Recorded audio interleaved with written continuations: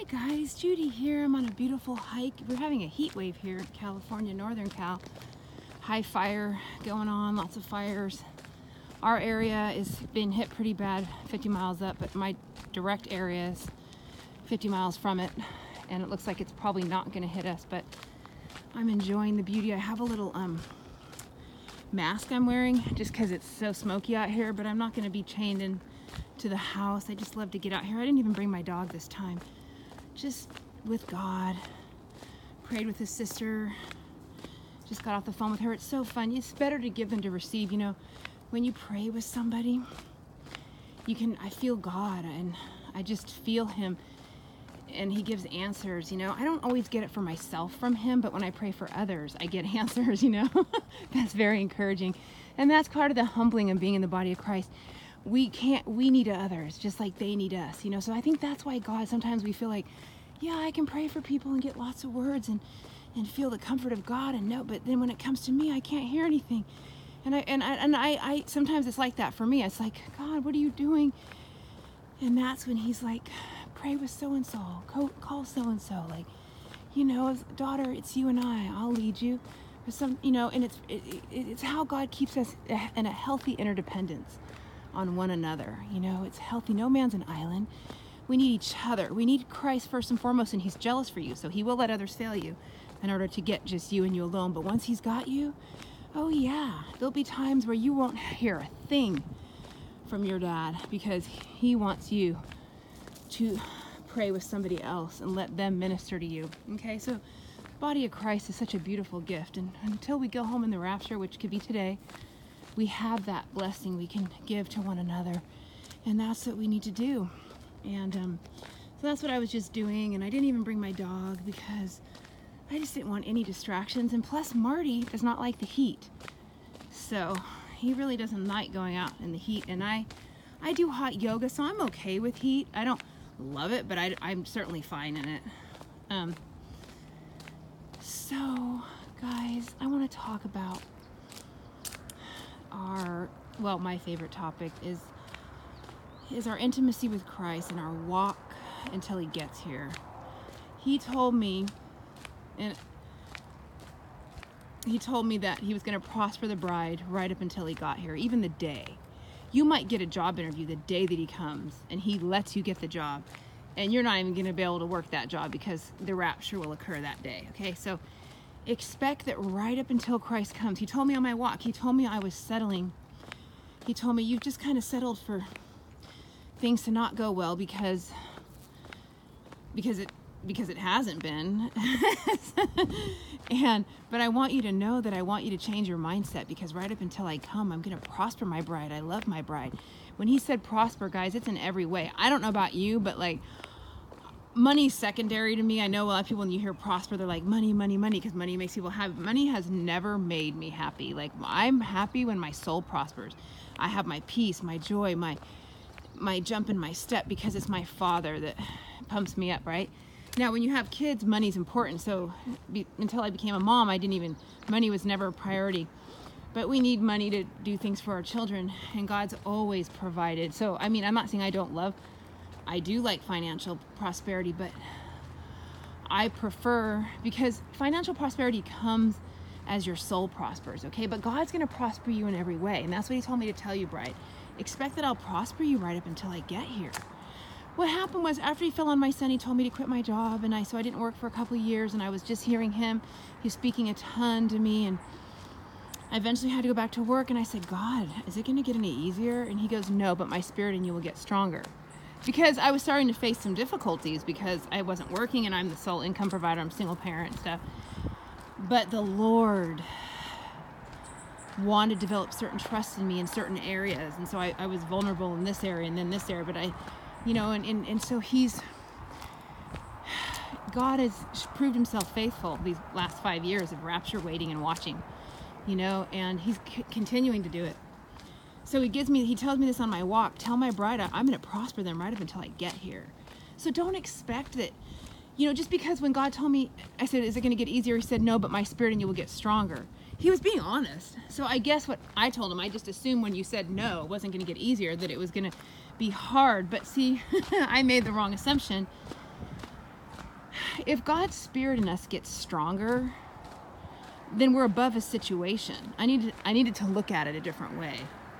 I was just looking at it so simply. Okay, it's hard. I want to know, is it going to stay this way? You know? But if your spirit man is in charge and your spirit man can rise above situations, I mean, really, is anything too difficult? No. What happens is when people lose their mind, it's when you lose your outlook, it's when you lose your hope. That's when everything goes bad. Because you hear a lot of people with a lot of money that are miserable, lonely, wretched people, and they'll even tell you, I will give all my money to have what you have. You know, so it's really not that, but money is important, not gonna lie. You know, I had to do some things for my son. It cost a lot of money.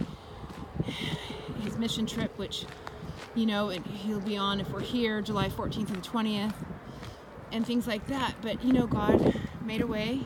Thank you for, some people contributed to his trip and I really appreciate it. And I'm going to get out those thank yous. It's been rough. You know, my sister hurt her back. So, and then first her foot, then her back. And she's on a slow recovery process, but this is my other, you know, job. It's been a blessing, but yeah. So things have been kind of busy at home.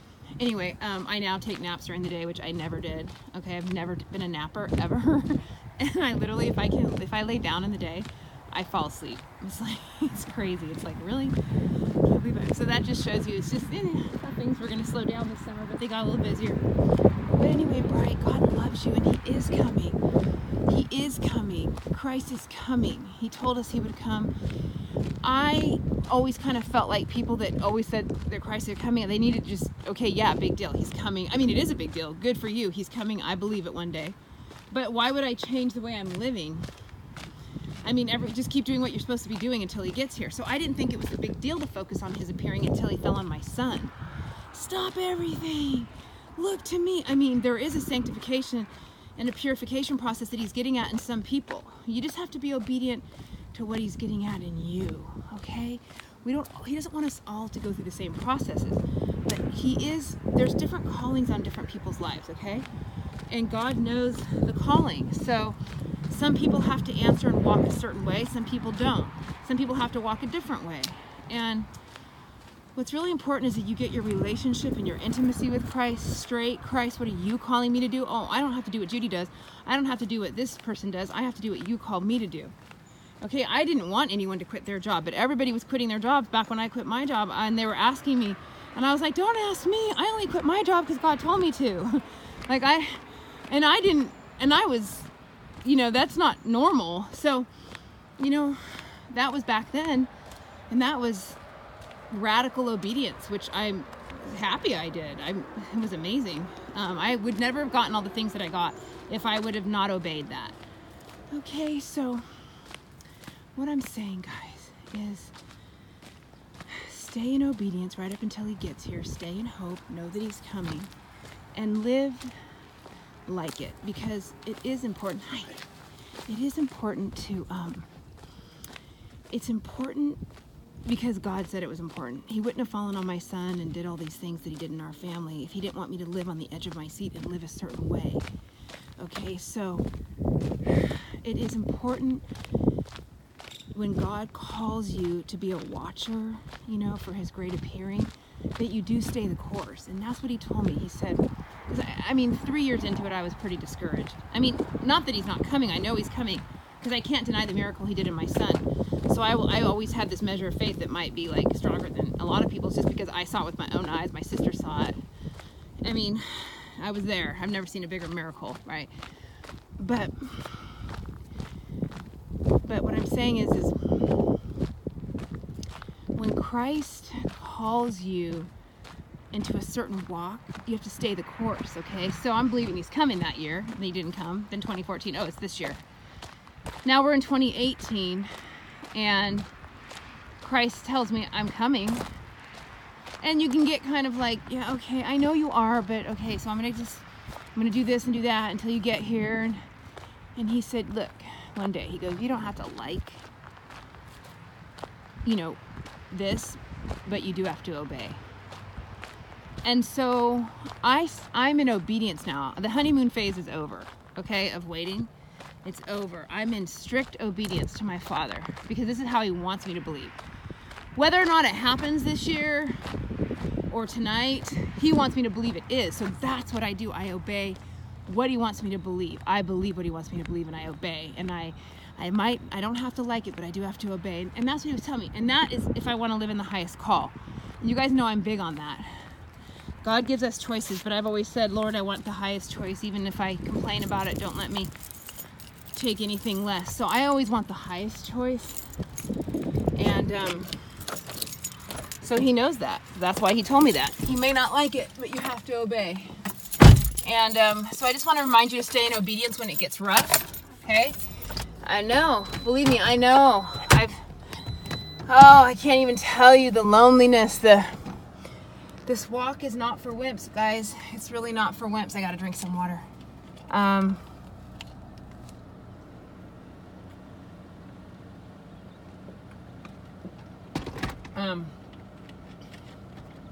Sorry, I just got off the mountain and it's like so smoky and hot around here.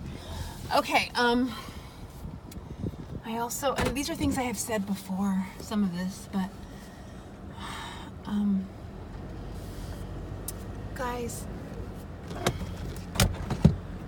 I want you to know that God is a God of hope and dreams and desires fulfilled. And I know that many of us have desires that are being unfulfilled. And I just want to tell you that you're not alone. And so just understand that we're all in this together. And God will strengthen you. And you'll be so happy that you wait for His highest call and His highest best in your life. If you stay the course right now, right up until He gets here, I'm going to tell you, you're going to be blessed. My son and I are making a trip to Texas, Galveston, July 30th through August 6th. And if any of you want to come out and say hi, and I want to have some prayer meetings. I want us to all get together and just love on the Lord and say, come. Spirit and the bride say, come. We did this. We went to South Carolina last summer, had a blessing. So we're going to be with a beautiful family, the Bostic family, there in Galveston. And so if anybody wants to come along just for an evening or something, I mean, you know, you have to get there yourself and all that. But you're welcome to come say hi. We'll pray with you. We'll lift you up. There's just power and unity. Every time my son and I have traveled to go do something, to go meet YouTubers, it's always been beautiful. If they've come to see us, it's always been beautiful. If we're here, that's what we're doing. And my son and I will be doing that. And God, He works in I like Him when He works in small groups, you know, intimacy and friendship and fellowship. And I think that's what He's going to be doing there in Galveston. So anyway, I love you guys. And if we're here, you can be encouraged by that. God is certainly encouraging me. I get down like everybody else. Things hit me like everyone else. But God pumps me up. You know, He pumps me up. He fills me with hope and faith and trust. And so I just don't like to come across as I don't go through stuff. And what some people say, you always sound so happy, because I am happy, because God is a God of joy, and He is a God of love and peace. And so I am happy. Are my situations and trials always happy? No. Am I always thrilled about it? No. I want to go home. I want to start our new life. He's shown me so many promises, and I can't wait to get started. So, but while we're here, we're gonna just bless each other. We're gonna love on the world that needs Christ, and we're gonna make it. We're almost there, guys. I love you. Bye.